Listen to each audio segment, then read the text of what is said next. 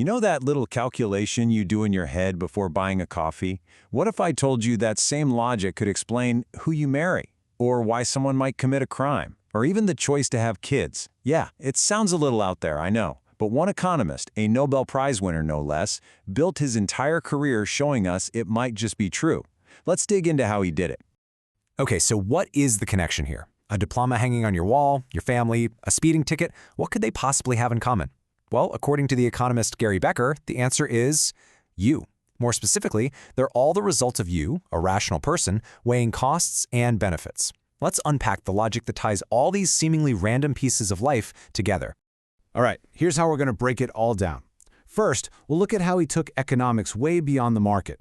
Then, we'll see what it means to invest in yourself. After that, we'll dive into his idea of the household as a factory.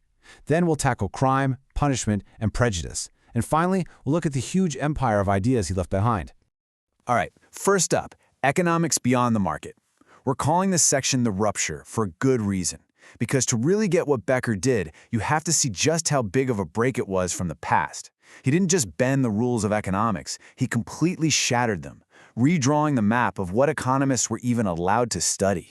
So, think of it like this. Before Gary Becker came along, economics pretty much stayed in its lane. You know, the stuff on the left, production, consumption, firms, prices, all the market stuff. But Becker looked at all that and basically said, wait a minute, why are we stopping here?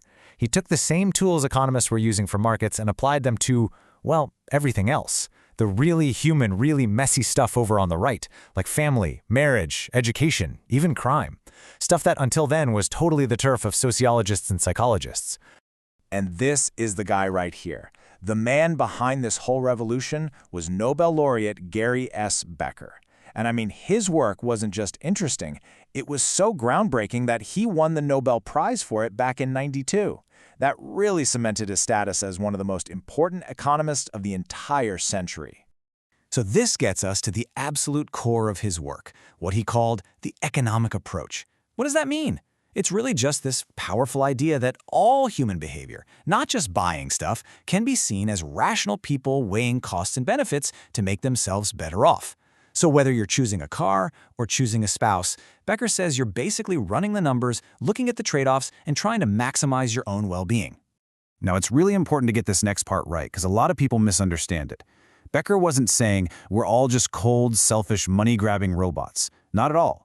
He put it perfectly in his Nobel lecture. It is a method of analysis, not an assumption about particular motivations. See, it's a tool. It's a way of looking at the world. He argued that things like love or guilt or duty, they're all just part of the cost-benefit calculation we're making. Okay, section 2, investing in yourself, or the theory of human capital. So, how does this economic approach actually play out in the real world? Well, one of Becker's first and biggest applications was looking at the decision we all make to invest in ourselves. This led to his now famous theory of human capital. So, human capital, what on earth is that? It's actually pretty simple. It's you. It's all the skills, the knowledge, the experience, even your health, everything that makes you more productive. Becker's genius was to say, hey, that's not just self-help stuff, that's a form of capital. It's an asset, something you can invest in to get a return, just like you'd invest in a company or a piece of equipment. Let's take the decision to go to college. It's a perfect example. Becker said, look at it like any other investment. First, you add up the costs. And this is key. It's not just tuition and books. The biggest cost is often the money you could have been earning if you were working instead. That's a huge number.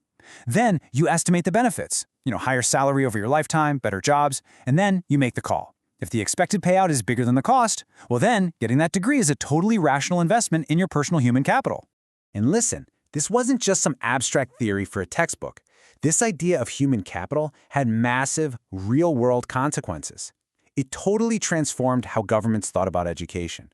All of a sudden, they started seeing spending on schools and training not just as a nice thing to do, but as a core investment in the long-term economic growth of the entire country. Okay, time for our next section, the household as a factory, or the economics of the family. Now, if you thought applying economic logic to education was a bit of a stretch, well, you might want to buckle up, because Becker's next target was even more radical, the family. And this became, without a doubt, one of his most controversial and fascinating ideas. And the key to understanding his thinking here is this one powerful metaphor, which actually came up during his Nobel Prize speech. He said we should, quote, look upon the household as a small factory. Yeah, a factory. It's a really memorable way to get inside his head. So what does this family factory actually do? Well, just like any factory, it takes in inputs. In this case, that's stuff like the time of each family member, the groceries you buy, the appliances you own. And what does it produce? What are the outputs? Things like meals, clean laundry, childcare, and just, a happy, well-run home. The goal of this little factory, according to Becker, is to use its limited resources, time and money, as efficiently as possible to maximize the family's total happiness. Now, as weird as this family factory idea sounds, it actually gives us a powerful lens to explain some massive social shifts we've all seen. For instance, why did so many women enter the workforce? Well, from Becker's point of view, as women's potential salaries increased, the opportunity cost of staying home got way, way higher. The income they were passing up was just too much. It also helps explain why, on average, families have fewer kids now. It's a rational choice to invest more time and more resources, more human capital, into each child. All right, next up, crime, punishment, and prejudice. We're talking about the economics of social behavior. So, after tackling education and the family, Becker took his economic approach out of the house and onto the street, applying it to two of society's toughest problems: crime and discrimination. Now get this. Becker's take on crime was that it's not always some irrational act of madness. It can actually be a rational, calculated choice. He said a potential criminal is just doing a cost-benefit analysis. They look at the potential reward from the crime, and they weigh that against the expected cost. And here's the clever part. That cost isn't just the jail time. It's the severity of the punishment times the chance of actually getting caught. It's a simple, maybe even chilling, formula, but it gives you a whole new way to think about how to deter crime. And when he turned to discrimination, his insight was just as powerful and honestly pretty counterintuitive. We all know discrimination hurts the person being discriminated against. That's obvious. But Becker's big point was that prejudice actually hurts the person doing the discriminating too. Think about it. An employer who refuses to hire the best person for the job just because of their race or gender, they're intentionally choosing to be less productive. In a competitive market, that's just bad for business. It costs them money. And you can hear it in his own words. Becker said, "I show that just knowing what people's prejudices aren't anywhere sufficient to let us understand how much observed discrimination you see in the marketplace." See, his goal wasn't just to say prejudice is bad. He wanted to figure out how it actually works in the real world when it bumps up against market forces. He showed that fierce competition can actually be a weapon against discrimination, because the businesses that don't discriminate will have an edge. So let's step back for a second and look at the big picture. When you put all this together, education, family, crime, discrimination, you realize the incredible scale of what he did. He built an entire economic empire, taking the tools of his trade and marching them into all these areas of human life that other economists wouldn't touch. And that brings us right back to his Nobel Prize. The official reason he won perfectly sums up his life's work. The committee said it was for having extended the domain of microeconomic analysis to a wide range of human behavior and interaction, including non-market behavior. That says it all, right there. I mean, his legacy is just huge. It's not about one or two cool ideas. The guy's work helped launch or completely revolutionize entire fields of study. We're talking human capital theory, family economics, the economics of crime, law and economics, the list goes on. He gave a whole new generation of thinkers a new toolbox for understanding the world.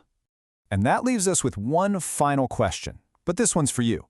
Think about some big decision you've had to make in your own life. Maybe where you were going to live, or a career change, or even who to marry. Can you look at it through Becker's eyes with this economic way of looking? Try to map it out. What were the real costs? What were the benefits you hoped for? What investments were you making in your own human capital? You might be surprised. Once you start looking for it, you'll start to see economics everywhere.